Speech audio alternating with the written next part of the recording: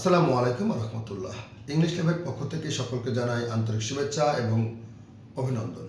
শুরু করছি মহান রব্বুল আলামিনের প্রতি অবিচল আস্থা রেখে, যিনি সহযোগিতা না করলে আজকে সফলতা পেতাম না বা আজকে এই অবস্থানে আসতাম না। সব কিছু আল্লাহর সহযোগিতা এবং মানুষের ভালোবাসা। তো আজকে যে বিষয় নিয়ে কথা বলবো, বিগত বছরগুলোতে দেখে আসছি সামারি লিখতে যে বিভিন্নভাবে জড়তার সৃষ্টি হয়। সামারি লিখতে অনেকেই জানে না। তো প্রথমে বলতে চাই, আমাদের আনসিন প্যাসেজ থেকে যে সামারিগুলো আসে সেগুলো দুই ধরনের আনসিন প্যাসেজ হয়, ব্যক্তিকেন্দ্রিক এবং বস্তুকেন্দ্রিক। তো আমাদের দেখা যায় যে ব্যক্তিকেন্দ্রিক যেই সামারিগুলো সেগুলোই মূলত বেশি আসে। তো স্টুডেন্টরা যেভাবে সামারিগুলো লিখে তা হলো প্যাসেজ থেকে প্যাসেজের প্রথম থেকে 2 লাইন, তারপরে মাঝ থেকে 2 লাইন এবং শেষের থেকে 2 লাইন তুলে দিয়ে কমপ্লিট করে ফেলে। It is not enough.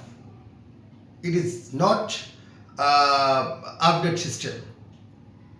Because যেভাবে লিখতে হবে ঠিক সেইভাবে আমি বলার চেষ্টা করছি, তোমরা একটু লিখে নাও। যদি প্যাসেজটি আনসিন এবং ব্যক্তিবাচক হয় তাহলে আমরা প্রথমে স্টার্ট এর ওন ল্যাঙ্গুয়েজ অর্থাৎ নিজের ভাষা দিয়ে শুরু করব। তো নিজের ভাষা কীভাবে শুরু করব?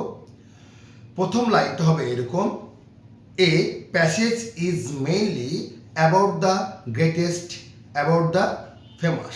আবার বলছি, a passage is mainly written about the famous, about the greatest. এরপরে যে ব্যক্তির প্যাসেজ দেওয়া থাকবে সেই ব্যক্তি যদি আর্টিস্ট হয়, about the greatest artist, greatest dramatist, greatest poet, greatest writer, এই কথাটা লিখবো। তাহলে আবারও বলছি, প্রথম লাইনটা লিখতে হবে a passage is mainly written about the greatest writer, famous writer, greatest poet, famous poet, এইভাবে। এরপরে ওই ব্যক্তির নামটা বসাবো। নাম বসানোর পরে ওই ব্যক্তির যে জন্মস্থানের তারিখটা আছে, জন্মস্থানের বাক্যটা এবং জন্মস্থানের পরের বাক্যটা, পরপর 2টা বাক্য আমরা লিখে দেব। তাহলে প্রথমে কি বললাম? প্রথমে লিখতে হবে a passage is mainly written about the famous, greatest writer, dramatist, artist বা পোয়েট, যেটা থাকবে আর কি। তারপরে আমরা ব্যক্তির নাম দিব। তারপরে আমরা যেটা দিব, ওই ব্যক্তির যেই জন্ম তারিখ বা জন্মসালের সেন্টেন্সটা আছে সেই সেন্টেন্সটা দিব এবং সেন্টেন্সের পরে অংশটা দিব। এরপরে দ্বিতীয় স্টেপ হচ্ছে প্যাসেজ থেকে মোস্ট ইম্পর্টেন্ট 2টা বা 3টা সেন্টেন্স দিতে হবে। এখন তোমাদের প্রশ্ন হলো, স্যার মোস্ট ইম্পর্টেন্ট বাক্য কোনগুলো, কীভাবে বুঝবো? দেখবে যেগুলো সালযুক্ত সেন্টেন্স সেগুলো মোস্ট ইম্পর্টেন্ট, কেননা এই সালগুলো গুরুত্বপূর্ণ বিধায় কিন্তু প্যাসেজে দেওয়া হয়েছে। সুতরাং তোমরা প্রথমে 2-3টা সালযুক্ত বাক্য দেখবে।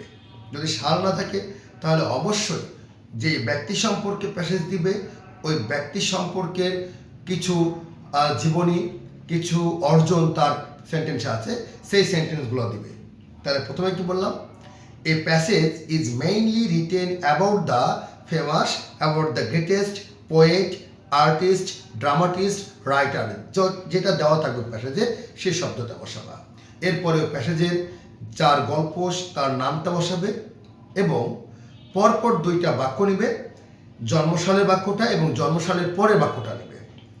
এরপরে আমরা মিডিল পয়েন্টে কী করব, 2 থেকে 3টা সেন্টেন্স লিখে দেব যেগুলো খুবই গুরুত্বপূর্ণ সেন্টেন্স।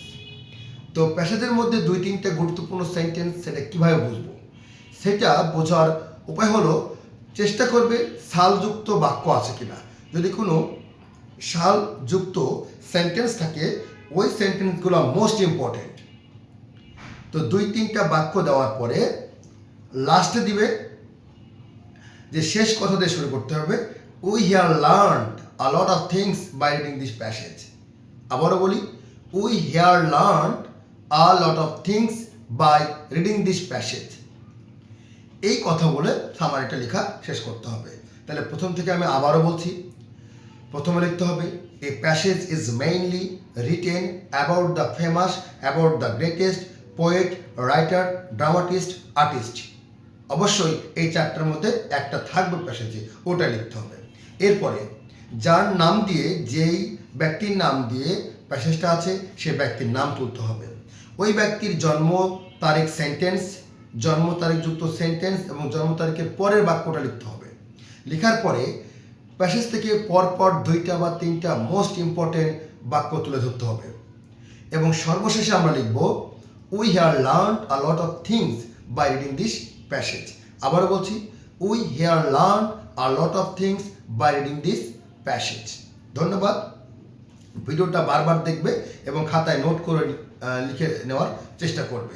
আশা করি উপকৃত হবে। এর পরবর্তীতে আমরা ক্লাস 9 এবং 10-এর পোয়েম নিয়ে আলোচনা করব। এটা এবছরে নতুন টপিকস দিয়েছে এবং খুবই সহজ, খুব একটা কঠিন না। ইনশাল্লাহ পরবর্তী ভিডিওতে আমি পোয়েম নিয়ে আলোচনা করব। সে পর্যন্ত ভালো থাকবে, সুস্থ থাকবে। ধন্যবাদ। আসসালামু আলাইকুম ওয়া রাহমাতুল্লাহ।